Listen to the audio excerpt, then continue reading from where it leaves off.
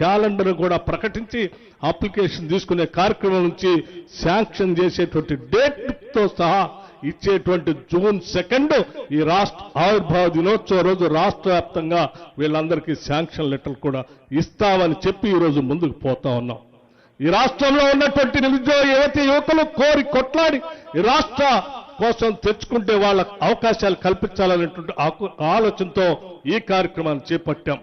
దాంతో పాటు ఈ రాష్ట్రంలో ఉన్నటువంటి పేద వర్గాలు వాళ్ళందరూ సన్నబియ్యం తినాలని 13,525 కోట్ల రూపాయలతో రాష్ట్రంలో ఉన్నటువంటి పేద ప్రజానికం మొత్తానికి దాదాపు 3,10,00,000 మందికి సన్న బియ్యం అందించాలనే కార్యక్రమాన్ని రాష్ట్ర ప్రభుత్వం తీసుకొని ముందుకు వెళ్తా ఉంది.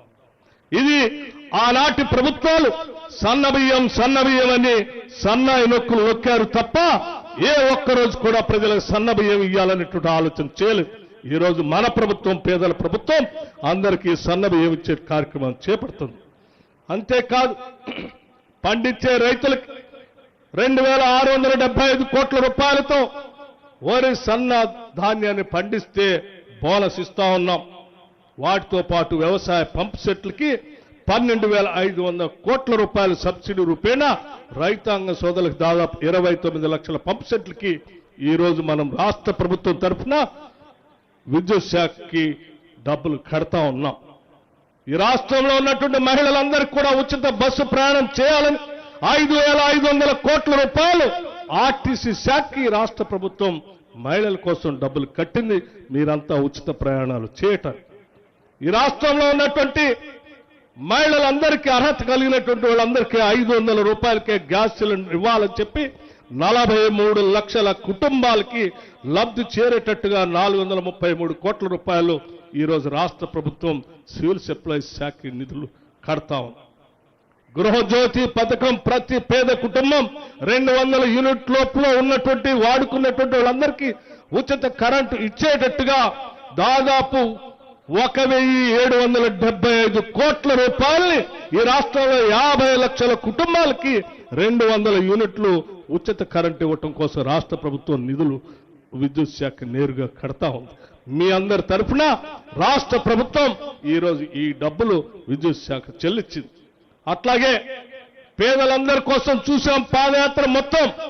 ఎక్కడ పైన ఇళ్లు కావాలని అడుగుతున్నటువంటి పేదవాళ్ల గురించి ఆలోచన చేసి రాష్ట్ర ప్రభుత్వం ముఖ్యమంత్రి రేవంత్ రెడ్డి గారి నాయకత్వంలో కేబినెట్ మొత్తం ఒక నిర్ణయం తీసుకొని మన పేదవాళ్ల కోసం ఇందిరమ్మ ఇళ్లు ఇవ్వాలి, ఒక్కొక్క ఇంటికి 5 లక్షల రూపాయలు ఇవ్వాలి అని చెప్పి దాదాపు 4,50,000 ఇళ్లకి 22,500 కోట్ల రూపాయలతో ఈ సంవత్సరమే ఇందిరమ్మ ఇళ్లను శాంక్షన్ చేసి ముందుకు పోతా ఉన్నాం. ఇది ఈ దేశ చరిత్రలోనే ఒక గొప్ప కార్యక్రమం. 10 లక్షల రూపాయలు పెద్ద ఎత్తున రాజు ఉచిత వైద్యం కోసం ఖర్చు పెడతా ఉన్నాం. ప్రతి కార్డు వారికి 163 రకాల చికిత్సల్ని అందులో పొందుపరిచాం. వాటితో పాటు రైతన్నకి ఇచ్చినటువంటి మాట మేరకు దాదాపు రుణమాఫీ చేయటం కోసం 21,000 కోట్ల రూపాయలని బహుశా గత 10 సంవత్సరాల కాలంలో 1,00,000 రూపాయలు కూడా రుణమాఫీ చేయని, ఒకటేసారి 1,00,000 రూపాయలు కూడా రుణమాఫీ చేయనటువంటి టీఆర్ఎస్ నాయకత్వం ఈ రోజు 21,000 కోట్ల రూపాయలు కేవలం 3 నెలల్లో 2 లక్షల లోపు ఉన్నటువంటి వ్యవసాయదారులందరికీ వాళ్ళ అకౌంట్లో డబ్బులు వేస్తే ఇంకా వాళ్ళు మాట్లాడుతూ ఉన్నారు. అట్లాగే ఇందిరమ్మ ఆత్మీయ భరోసా ఈరోజు భూమి లేని నిరుపేద ప్రజలందరికీ ప్రతి కుటుంబానికి 12,000 రూపాయలు ఇస్తామని చెప్పి 12,000 రూపాయల సంబంధించిన పథకాన్ని కూడా మొదలుపెట్టాం. అంతేకాదు ఈ రాష్ట్రంలో ఉన్నటువంటి నీటిపారుదల రంగాన్ని కూడా ప్రభావితం చేసి పెద్ద ఎత్తున ముందుకు పోవటం కోసం 23,273 కోట్ల రూపాయలు ఈ సంవత్సరం కేటాయించుకొని మీ అందరికీ ఒక మాట చెప్తా ఉన్నాం. ఈ జల వనరులకు సంబంధించినటువంటి కార్యక్రమం ఉమ్మడి ఆదిలాబాద్ జిల్లాలో ఆనాటి కాంగ్రెస్ ప్రభుత్వం డాక్టర్ బాబాసాహెబ్ అంబేద్కర్ ప్రాణహిత చేవెళ్ల ప్రాజెక్టుని మొదలుపెట్టి ఈ ప్రాంతానికి నీళ్లు ఇవ్వాలని ప్రయత్నం చేస్తే ఆనాటి టీఆర్ఎస్ ప్రభుత్వం దాన్ని కట్టకుండా వదిలేసి కిందికి వెళ్లి పెద్ద ఎత్తున చేసినటువంటి 1,00,000 కోట్ల పైబడి ఖర్చు పెడితే అది కుంగిపోయి దేనికి పనికి రాకుండా పోయిన విషయం కూడా మీ అందరికీ తెలిసింది.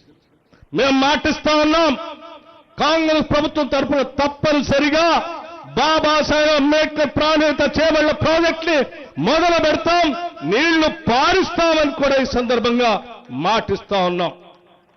ఇటువంటి అనేక కార్యక్రమాలు ఈ రాష్ట్రంలో పెద్ద ఎత్తున ప్రజల కోసం, సంక్షేమం కోసం